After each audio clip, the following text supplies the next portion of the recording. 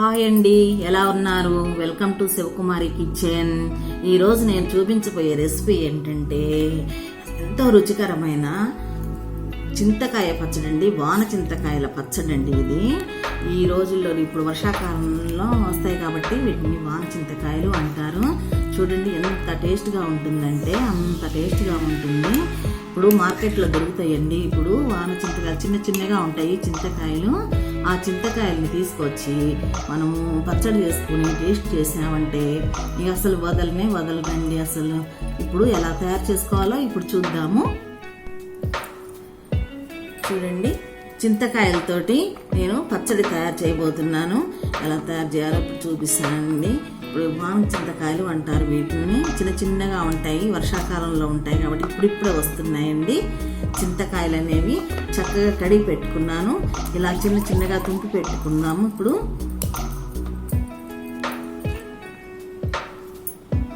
చూడండి, మనం తీసుకున్న చింతకాయలు మొత్తము ఇలా ముక్కలు చేసుకున్నాము.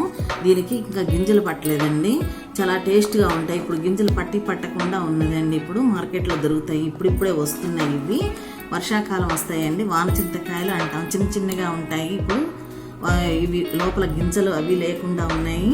ఇప్పుడు ఇది 100 గ్రాములు తీసుకున్నానండి. ఈ 100 గ్రాములకి కల్లు ఉప్పు 1/2 కప్పు తీసుకున్నాను.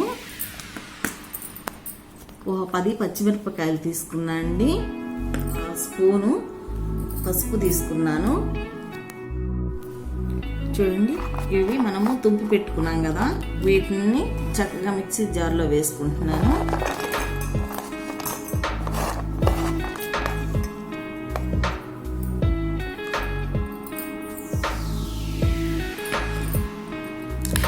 పచ్చిమిర్చి 10 పచ్చిమిర్చి తీసుకున్నాము. వాటిని ఇట్లా మధ్యకి కలుపుకొని వేసేస్తున్నానండి. ఉప్పు కూడా ఇప్పుడు వేసేస్తున్నాను. కొంచెం మిక్సీ గ్రైండ్ చేసుకున్న తర్వాత ఇప్పుడు పసుపు వేసుకొని కలుపుకుందామండి. చూడండి, మనము చింతకాయలు, ఉప్పు, మిరపకాయలు, పసుపు అన్నీ కలిపి ఇలా గ్రైండ్ చేసుకున్నాము. ఇలా వస్తుందండి, మెత్తగా వచ్చింది. ఇప్పుడు ప్యాన్ పెట్టుకున్నాను, స్టవ్ వెలిగించుకున్నాను.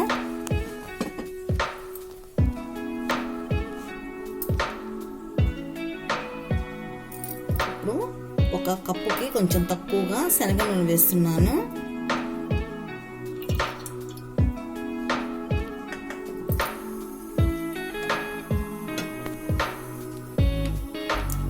ఇప్పుడు శనగ నూనె వేడైపోయిందండి.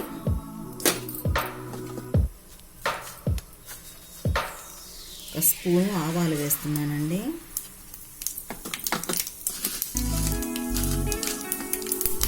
కొంచెము పచ్చిశనగపప్పు వేసాను.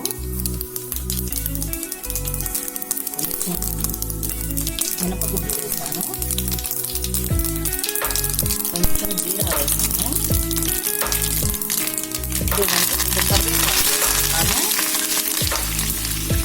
కాస్త చిత్తకొట్టుకొని పెట్టుకున్న వెల్లుల్లి వేస్తున్నానండి. 1/4 కప్పు వేస్తున్నాను. వెల్లుల్లి ఎక్కువగా ఉంటే బాగుంటుందండి.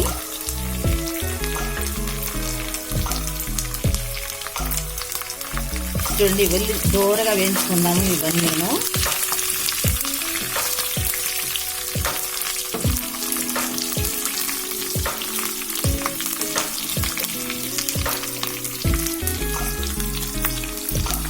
ఇప్పుడు గ్రైండ్ చేసి పెట్టుకున్న ఈ చింతకాయ పచ్చడి వేస్తున్నానండి.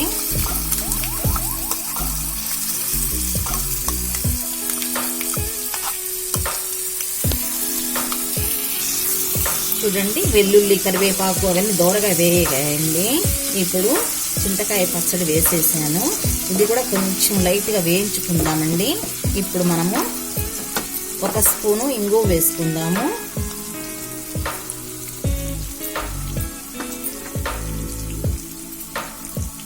ఒక 1/2 స్పూను మెంతిపిండి వేస్తున్నానండి. మెంతులు చక్కగా వేయించి పొడి కొట్టుకొని ఉంచుకున్న పొడి వేసాను.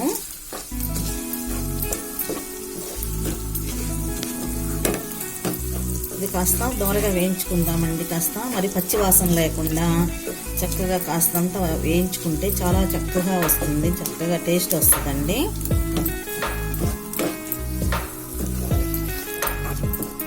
చూడండి, మనము పోపులో వేసుకున్న చింతకాయ పచ్చడి చక్కగా వేగిందండి. ఇప్పుడు కాస్త వేడి వచ్చింది దీనికి. చక్కగా కాసేపు వేయించుకున్నాము. ఇప్పుడు ఆఫ్ చేసుకుంటున్నాను.